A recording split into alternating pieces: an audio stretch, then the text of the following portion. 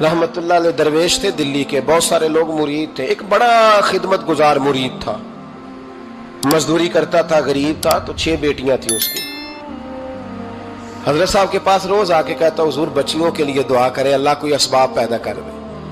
एक बच्ची की शादी का खर्चा 1000 दिनार है और मैं गरीब हूं। हजरत साहब दुआ कर देते।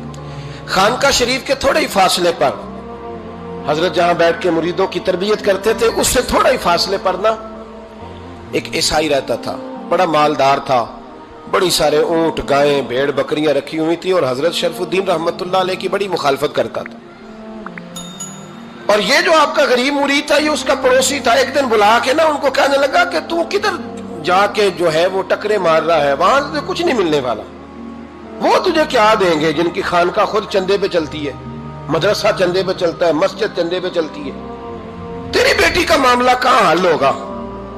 तो उस दरवेश ने कहा कि तू मेरे पीर को नहीं जानता, तू अजय मेरा महबूब नहीं डिठा, तो पता नहीं ना, तू इस रास्ते का मुसाफिर नहीं, तू नहीं जानता, उनका बस चले ना तो वो हर कीमत में मेरी बेटियों की शादी करा दे। अब वो ईसाई था, कहने लगा अच्छा चलो ठीक है, अगर इतनी बात है ना तो जाओ उनसे जाके कह दो कि 6 साल के लिए मेरे साथ मुआहदा कर लें, तो मेरे जानवरों को चारा डाल दिया करे, 6 साल ड्यूटी करे, मैं 6000 दिनार दे देता हूं। वो मेरे साथ 6 साल मेरे जानवरों को चारा डाले, रखते हैं ना आप चारा डालने के लिए, एडवांस पैसे दे के। अब तो लोग उन्हें भी गुलाम ही बना लेते हैं, बड़ी थोड़ी तनख्वाह देते हैं, जुल्म करते हैं, पूरा मुआवजा नहीं देते। हजरत शेख शरफुद्दीन के बारे में वो कहने लगा, जब अपने पीर से जाके कह के मेरे जानवरों को 6 साल चारा डाले, मैं 6000 दे देता हूं, तू जो कहता है हर कीमत पे जाने को तैयार है। उसने जब ये बात की तो मुरीद ने नाराज हो गया, वो लड़ाई हो गई, गिरबान पकड़ लिया, झगड़ा हुआ, बात बड़ी दूर गई। इस तरह की बात करता मेरे हजरत के बारे में, तेरे जैसे कई मैं वहां काम पे रखा दूं। जब वो बड़ी बहस हुई, बात मोहल्ले में, इलाके में फैल गई, दुनिया ने सुन ली, तो शेख शरफुद्दीन तक भी पहुंच गई। इस तरह झगड़ा हुआ है। लोग सो गए इशा की नमाज के बाद।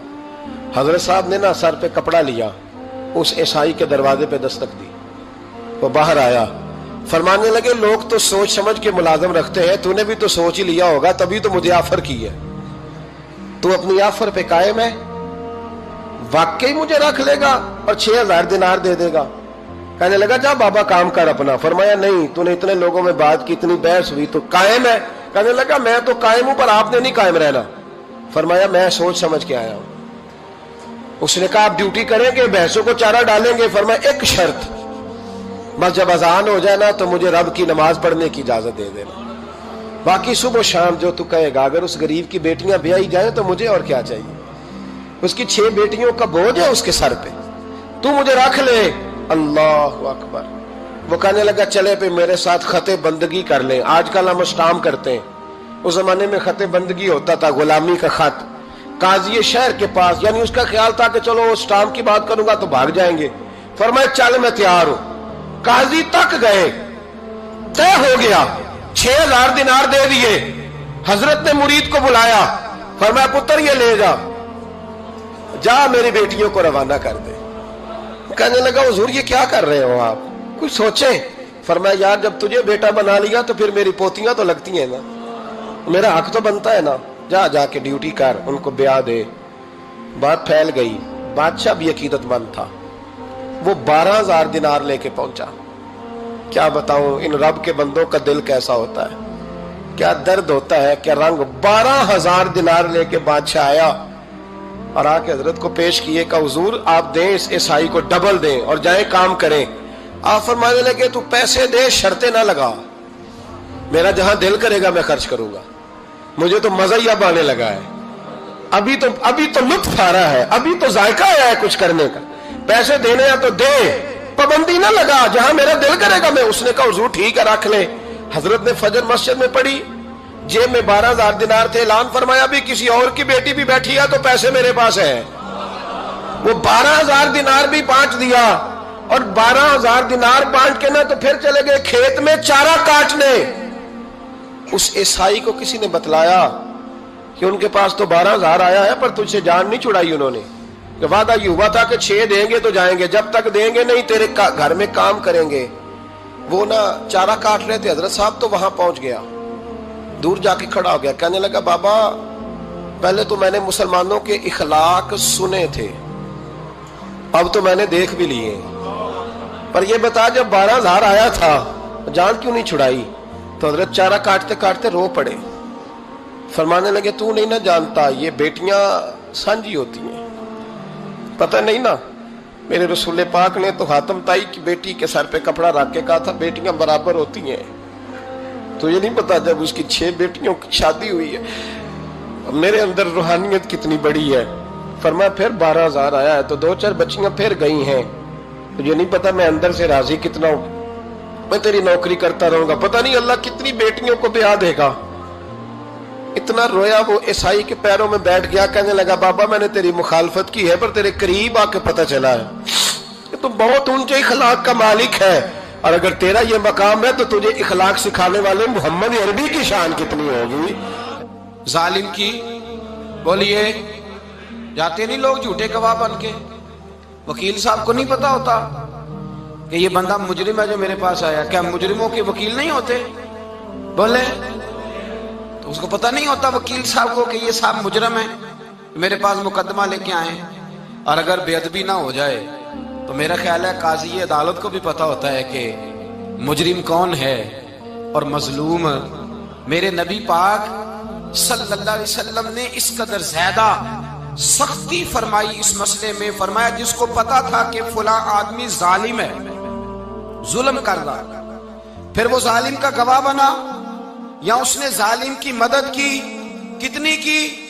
شارحین لکھتے ہیں چاہے اس نے ایک جملہ بول کے کی، چاہے ایک، سارے بولیے، چاہے ایک غریب کو اس نے ظلم کیا تو کہتے ہیں علاج یہ سی، چاہے ایک جملہ بول کے کی، شارحین اس حدیث کی شرح میں لکھتے ہیں ایک جملہ بول کے چاہے مدد کی، جس بندے نے کسی ظالم کی مدد کی کسی مقدمے میں یا کسی صورت میں اور اسے پتا تھا یہ ظالم ہے، میرے نبی پاک صلی اللہ تعالی علیہ وسلم فرماتے ہیں اگر اس نے مدد کی، ابھی ظالم کی بات نہیں ہو رہی، ظالم کے مددگار کی بات ہو رہی، اگر کسی نے ظالم کی مدد کی تو حضور فرماتے ہیں خدا بھی اس سے بری و ذمہ ہے، رسول بھی اس سے بری و ذمہ ہے۔ سنبھال کے رکھے اپنی نمازیں، قربانیاں، حج، زکوٰۃ سنبھال کے رکھے۔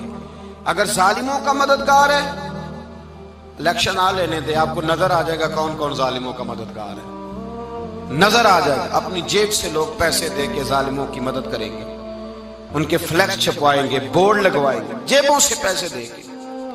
ہم نے خود آگ لگائی ہے چمن میں اپنے، بے سبب گردشی ایام کو الزام نہ دو، ہم نے خود نور کا ظلمت سے کیا ہے سودا، کر کے توہین سحر شام کو الزام نہ دو۔ ظالموں کے مددگار میدان میں آ گئے، یہ چھوٹا لفظ نہیں، میرے حبیب پاک صلی اللہ علیہ وسلم نے فرمایا جو ظالم کا مددگار ہے سن لے جو سجن کے ساتھ کچہری جاتا ہے، وہ یاد رکھے جو دوست کا گواہ بنتا ہے، وہ یاد رکھے جو کہتا ہے میں مانگی گیا تھا، مجھے بلایا گیا تھا قبضہ چھڑانے کے لیے کسی غریب بیوہ کی جائیداد پہ، کب وہ سن لے تو مدد کر کے نہیں آیا، تو خدا کے ذمے سے نکل گیا ہے۔ رسول پاک نے فرمایا تیرا میرا تعلق ختم ہو گیا، تو ظالم کا مددگار ہو گیا، پھر تو کہتا میں بے چین ہوں، میں بے قرار ہوں، میں آزمائش کا شکار ہوں، پلٹ کے دیکھ تو صحیح تیرا گناہ کتنا بڑا ہے۔ میرے نبی پاک صلی اللہ علیہ وسلم کا ایک اور فرمان سن لیں، ابن ماجہ ابو داؤد میں موجود ہے، اس حدیث کو آپ نے یاد کر لینا ہے، کر لیں گے انشاءاللہ، سارے کہیے انشاءاللہ، کر لیں گے یاد۔ حضور صلی اللہ علیہ وسلم نے فرمایا اگر تو ظالم کی مدد کرے گا نا، یہ لفظ دل کی تختی پہ لکھ لینا، یہ مکافات عمل ہے، مکافات عمل دنیا، ادھر کرو گے تو ادھر بھرو گے۔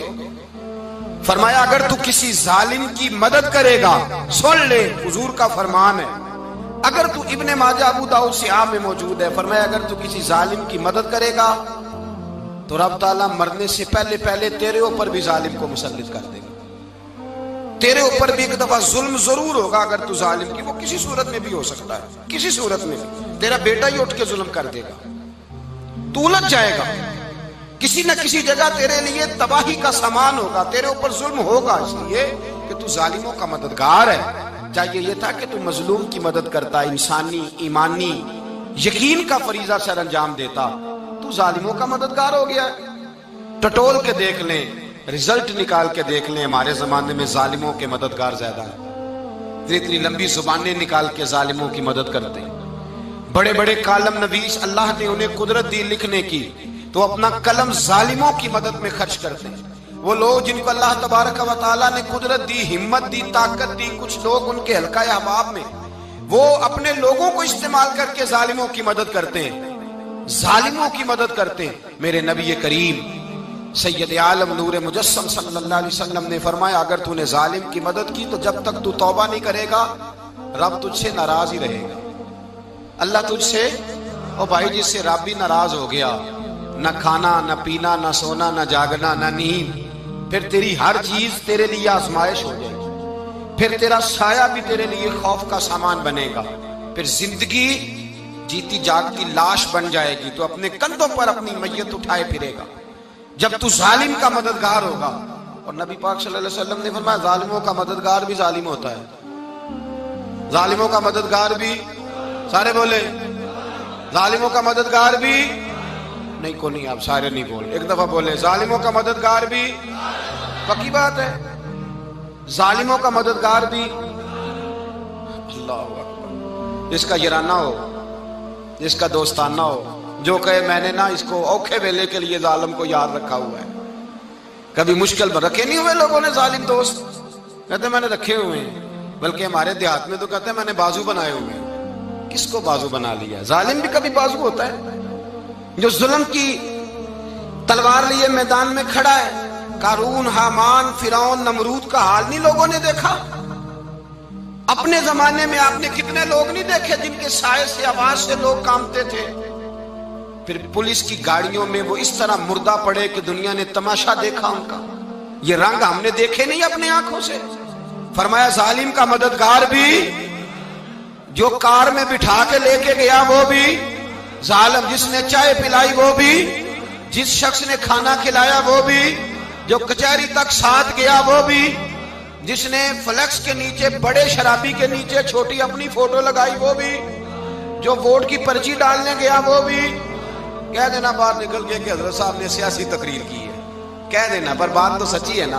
خو کرے ہم تو سے تھوڑا سا گلا بھی سن لے، خو کرے ہم تو سے تھوڑا سا بھی گلا۔ امام مالک کے پاس ایک بندہ آیا، اس نے کہا حضور میں درزی ہوں، ایک ظالم بادشاہ مجھ سے کپڑے سلواتا ہے، میں تو ظالموں کا مددگار نہیں نا۔ ایک ظالم بادشاہ مجھ سے، حضور میں تو مددگار نہیں نا ظالموں کا۔ جو فرمایا ظالموں کا مددگار بھی ظالم ہوتا ہے، تو کپڑے لے کے آتا ہے میں سی کے دے دیتا ہوں، ذمہ داری نہیں۔ یہ ایک آدمی دکاندار ہے، اس سے کوئی بندہ چیز خریدنے آئے گا تو تھوڑی کہے گا میں نے نہیں دینی، تو دے گا۔ کوئی بندہ اگر کسی شخص سے کوئی کام کہتا ہے جو اس کی فیلڈ ہے، اس کا شعبہ ہے، اس کا معاش کا وہ سلسلہ ہے، کہتے ہیں یا رسول اللہ صلی اللہ علیہ وسلم ظالموں کا مددگار بھی ظالم، حضور نے فرما دیا۔ تو امام مالک سے بندے نے مسئلہ پوچھا، دل کی تختی پہ لکھنے والی باتیں ہیں، کہا حضور میں درزی ہوں، ظالم کپڑے سلواتے ہیں، میں تو مددگار نہیں نا۔ امام صاحب کہنے لگے نہیں، مددگار تو وہ ہوگا جو تجھے سوئی دھاگا فراہم کرے گا، تو تو پورے کپڑے سی کے دیتا ہے، تو تو خود بہت بڑا ظالم ہے، تو پورے سوٹ سی کے دیتا ہے، تو تو بہت بڑا ظالم خود ہے۔ مددگار تو وہ ہوگا جو تجھے دھاگا دے گا، جو تجھے بٹن دے گا، جو تجھے نلکی دے گا۔ جو ظالم سے اتنی نفرت ظلم کر کے بندہ آئے، یہاں تو ہمارے زمانے میں ہیرو بن جاتے ہیں لوگ، ظالم ہیرو ہے، لوگ اس سے ڈرتے پھرتے ہیں، گھومتے پھرتے ہیں، اور بہت سارے کم مزاج لوگ اس کے پیچھے ہاتھ باندھ کے پھرتے ہیں۔ ظالموں کی مدد کرنا، ظالموں کے ساتھ رہنا، یہ ظلم ہے، ظلم، یہ زیادتی ہے۔ میرے نبی پاک صلی اللہ تعالی علیہ وآلہ وسلم نے ارشاد فرمایا، یاد رکھو رب فرماتا ہے میں مظلوم کی مدد ضرور کروں گا، چاہے جلدی کروں چاہے دیر سے کروں، میں مظلوم کی مدد۔ اور حضور صلی اللہ علیہ وسلم نے فرمایا ہے، حضرت معاذ بن جبل کہتے ہیں حضور نے مجھے یمن کا گورنر بنایا، جب میں جانے لگا نا تو حضور نے بڑی نصیحتیں کی، بخاری میں موجود ہے، فرماتے ہیں جب میں پلٹنے لگا تو میرے رسول نے فرمایا معاذ ایک منٹ ٹھہر جا، ایک بات میری یاد رکھنا، اس کو نہ بھولنا۔ کہا حضور کیا؟ فرمایا دیکھنا کسی پہ ظلم نہ کر بیٹھنا، کہیں تجھ سے زیادتی نہ ہو جائے۔ محبوبہ پھر حضور نے فرمایا سن میرے معاذ، میں تجھے گورنر بنا رہا ہوں، زیادتی نہ کر بیٹھنا۔ یا رسول اللہ صلی اللہ علیہ وسلم کیا ہوتا ہے؟ تو میرے کریم نے فرمایا جب مظلوم دعا کے لیے ہاتھ اٹھاتا ہے تو عرش کا مالک کہتا ہے فرشتوں پیچھے ہٹ جاؤ، عرش کا مالک کہتا ہے فرشتوں پیچھے ہٹ جاؤ۔